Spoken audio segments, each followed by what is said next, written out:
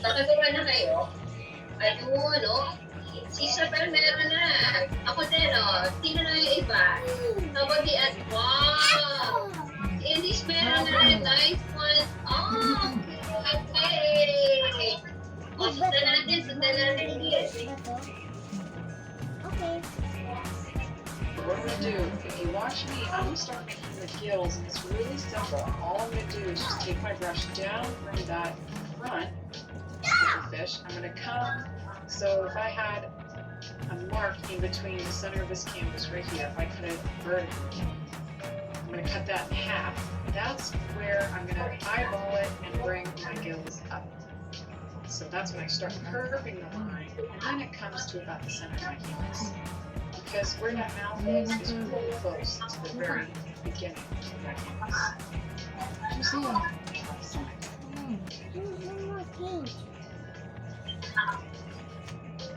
Alright, so we're going to make that thin. And as you can tell, this is something a little bit different than the original reference photo. So we're going to just right now work on some of this, these little areas. So if you want to add more fins or less, that means that.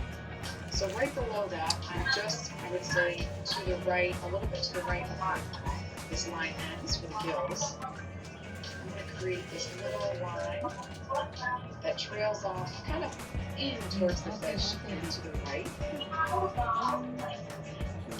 I'm going to create a line at an angle that kind of goes down to the very end of my canvas right here. Right to that bottom. Okay, if you're going to put a gill, yan gawin natin siya ng pin pa yan. Pin pala yan, pin.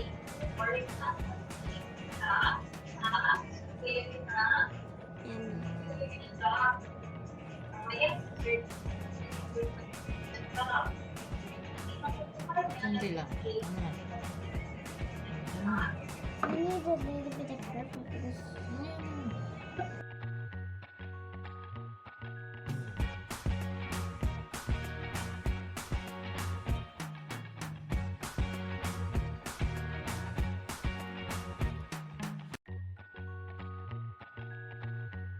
Pero ito na lighter shade.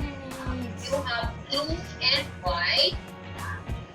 Para magkaroon daw ng shade, i-combine daw natin si white at saka si blue.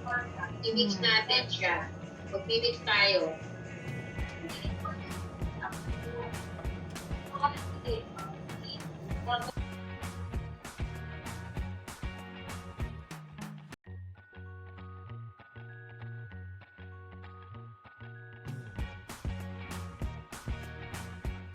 A plain canvas that is untouched, that's great. You can use that. You can start below that, that's just fine. Hold this down so I'm not moving around. Is the susundan?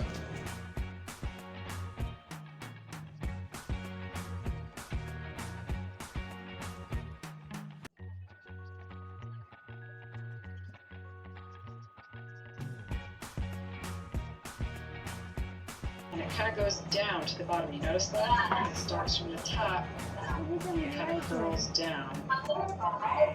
And that's just the front of the mouth. It kind of opens up towards the top like that. You even need to take some white to kind of distinguish that, because I know some of you might have more blue than me on your canvas. If you need some white just to kind of see where that is, that's fine. But I'm going to go back to my ultramarine blue, and I'm going to find the eyeball. So I see that there is about an inch, a good gap between the top of the head and the eyeball. And then it's right next to where that front lip is. So I'm going to just I'm going to eyeball the eyeball. I'm going to make with my flat brush. I'm just going to twist my brush around to make that perfect circle. This is really helpful for making a good circle. And there's the eyeball. And what I'm going to do next is just grab some of my white, my cerulean blue, and some ultramarine blue. Kids, kung wala kayong blue, kung ibang kulay, pwede ha. Kasi the fish naman has different color.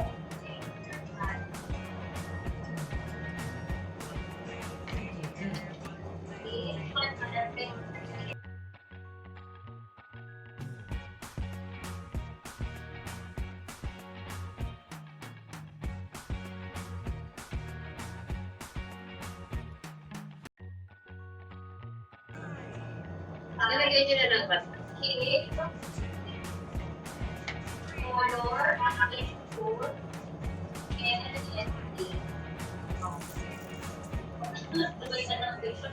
Yay, go, go, In this front area.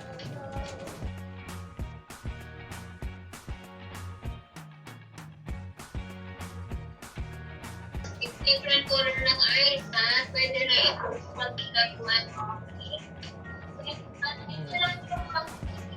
Make it later. Sandali. Ha? Siya kasi yung lahatan din natin. Happy stop. Bubutas. Migil ka.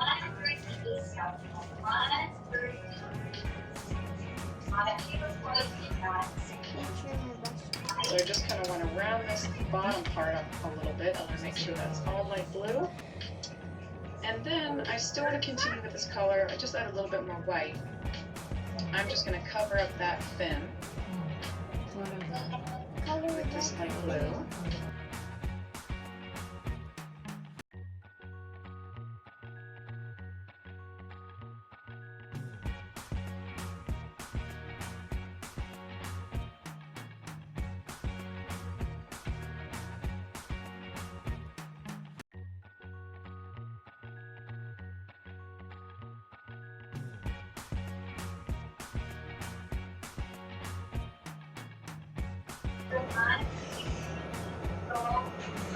I'd even like to add some white to that.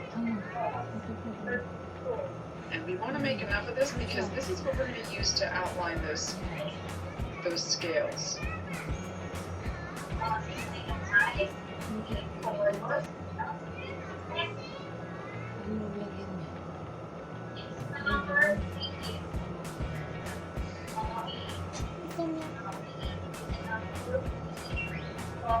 Alright, so how you do this is actually more simple than it looks, I promise. It's just repeating the same steps over and over again. And how it is we're going to create these little C's, these open C's that are going along the gills at first. We do that all along, and they kind of are a little bit bigger towards the center. And they get a little bit smaller C's towards the bottom around the top of the gills. Okay, pag kayo na raw yung inyong plate yung nasa bali ng fish, maglalagay lang tayo ng letter C. Okay? Para makapagpunan tayo ng scale. Small lang. Small yung gagawin So you are going to use a green. Or kung ano yung available to kulay for Hindi the magkakolor. scale of the fish. Make it dry kasi basa. Nabubutas.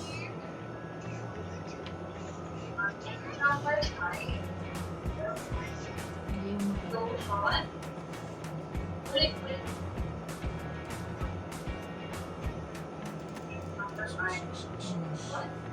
you make some ganyan.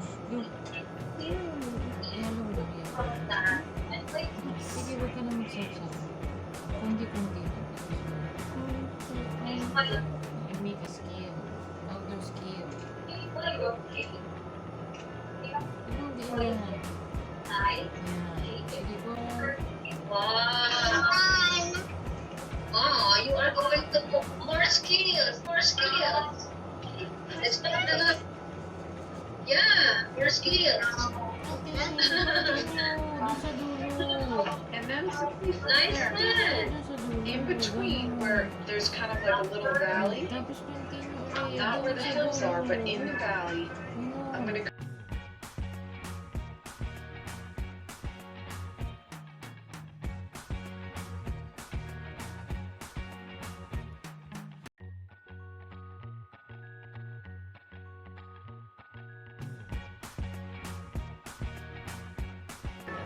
Diba? Pag nag-R tayo, diba?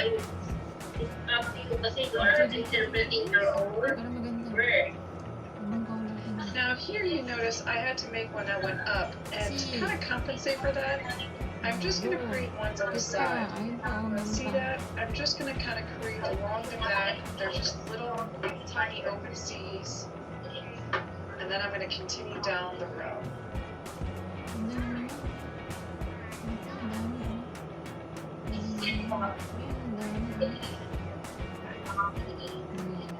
Letter C lang. Ayan.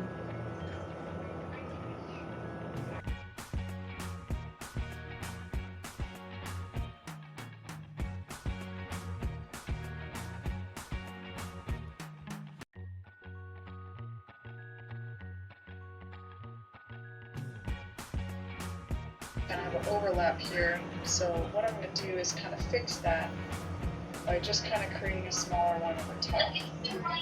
So let's go back and see where it kind of makes more sense here. I'm just going to go back. There we go. Now we're back on our chain. Now towards the bottom, you see how now I have to kind of make it up? I'm just going to continue that so it's still consistent with our little chain that we're making. And I'm going to start back up again where it does make sense. Like if you lose your place, start back up where it does make sense. And go from there.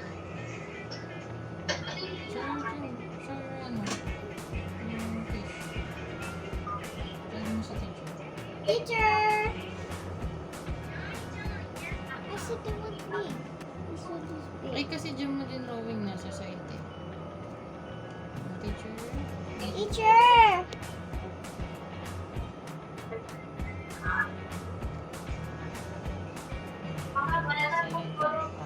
Go.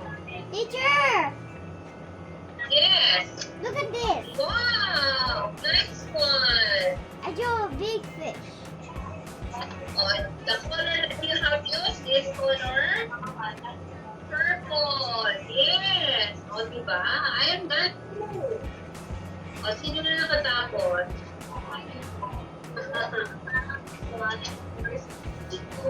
Wow. Did you enjoy your painting it?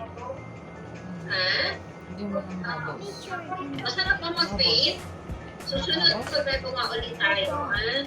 Kapag marunong na kayo mag-paint, mag-ano lang tayo, mag-outline. look at mine. I'm done. Circles. Hmm. I want a one. Wow! Nice one po. Yes! Go. I'm done.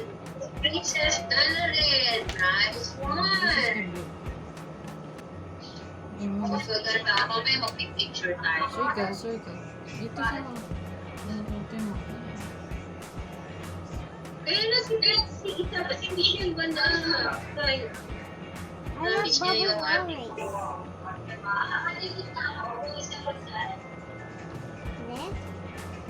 This is a bubble, mommy. Sige, go.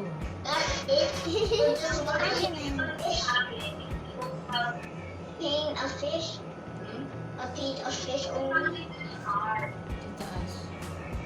I don't. Oo.